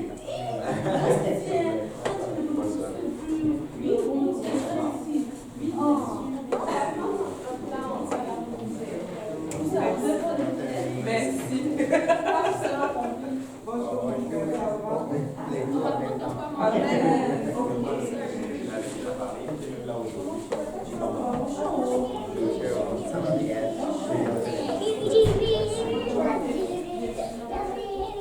Ok, bye les chéris, on va se voir, non? Toi, tu vas avec elle. Moi, je suis en route. Toi, tu dois rester. Yeah. En gros, Mais je rentre demain. Attends. Ok. Mais si tu es là dimanche, Becky, demain je fais le riz avec vous. Non, mais je ne serai pas épicé. oui, j'aimerais savoir. Oui. Avec du poulet. Je ne serai pas épicé. Non, c'est du riz brisé, ça ne sera pas épicé, ça sera pas d'être à bout. Parce que le riz, et ça, vous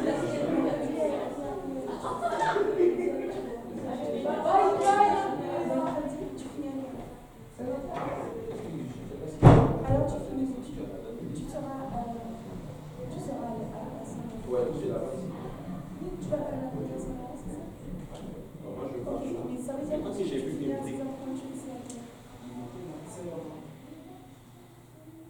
Ok, dans ce cas, je vais t'attendre quand tu vas prendre une heure, on va aller manger quelque chose, une glace, donc marche, quelque chose, passer dans la voiture.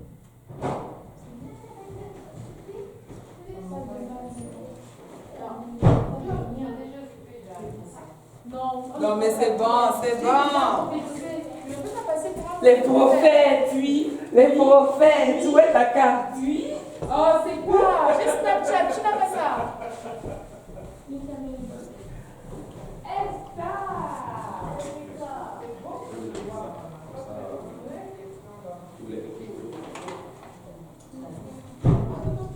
Allô, papa Carl.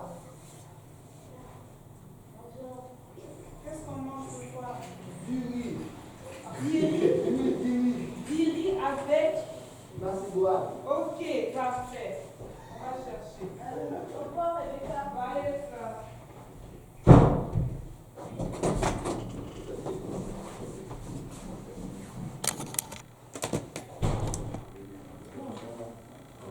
Il était là, même le frère qui était là, non?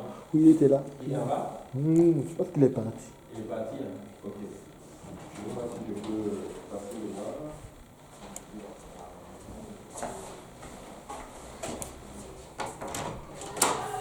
On descend au sous-sol. L'étude continue au sous-sol. Merci pour votre patience. Merci pour votre bienveillance. Et on y est.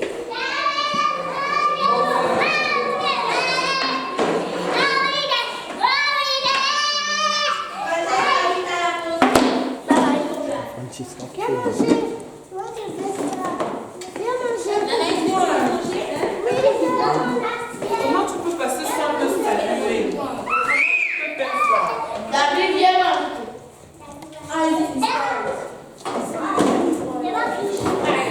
Voilà. On y est.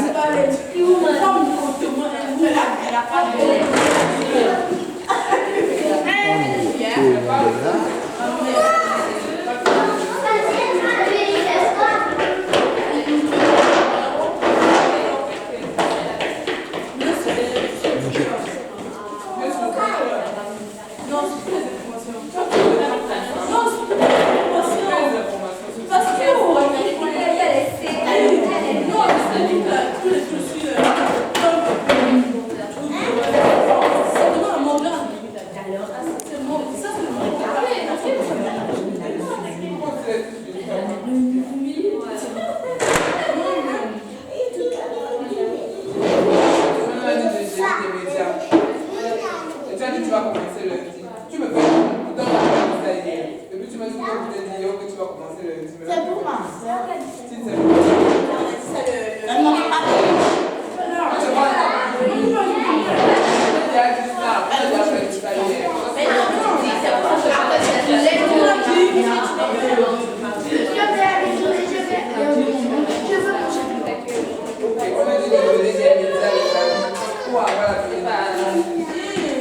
Mais si par exemple, moi ce qui me perd, c'est quand je suis la fois pour les faire, mais WhatsApp, la petite qualité de statut, moi si on m'écrit sur WhatsApp, mais je ne vais pas regarder les statuts des gens. Viens manger. Viens manger là. Mais là, tu reposes sur les médias, mais si tu non, réponds le message, ok, ça va.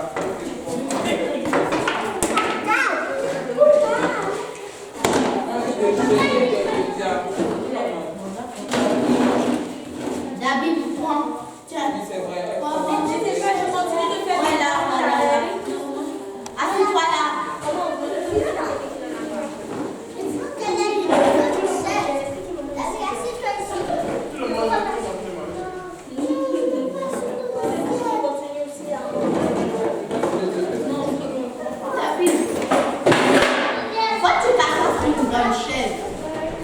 Là, tu vas rester dans cette classe, pas dans la classe des petits. Là, tu vas rester dans cette classe. Tu vas pas. Il n'y a pas de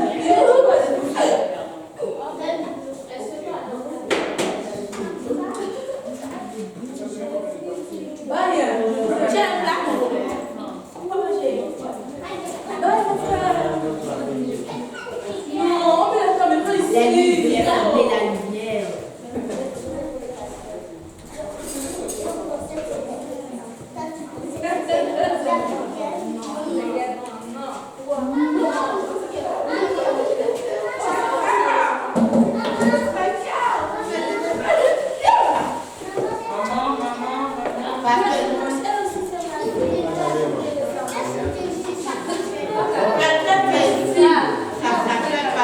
Nous, notre cachette, c'est là. Pas du tout. Dès que nous faisons tous on tombe par terre. David fait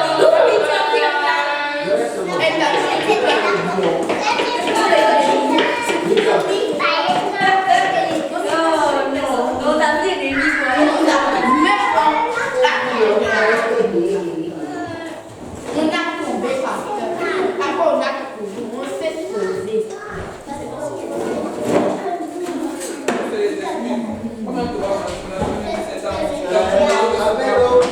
C'est ça, non? Je me plais comme ça, alors que.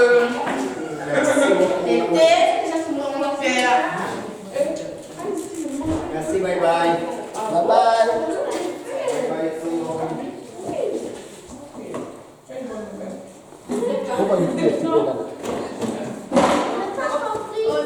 Comment il crie, s'il te plaît?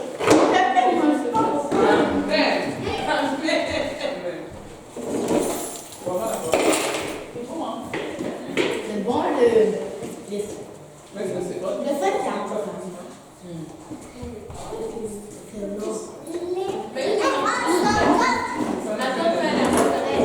Parce que c'est elle qui tu fais pas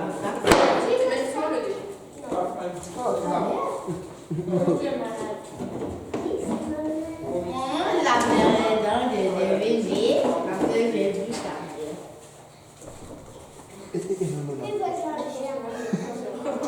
Tu vois.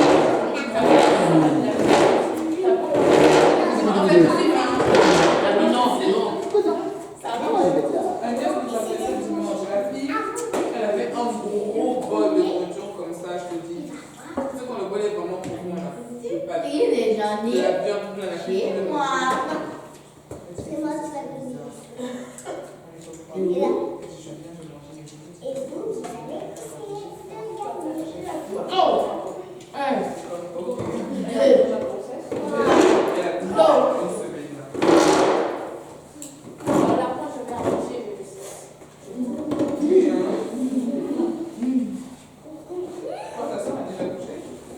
Elle va t'amener. Oh oh. D'habitude, chez moi, je garde mon plat.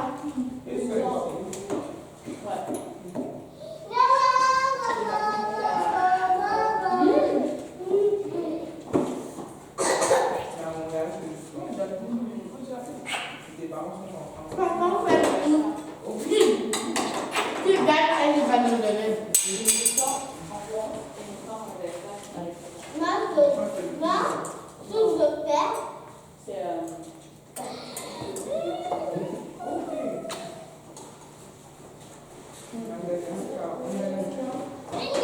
Ça sonne tellement bien. Ben, je connais seulement le nom, là, puis j'ai eu des amis malgaches.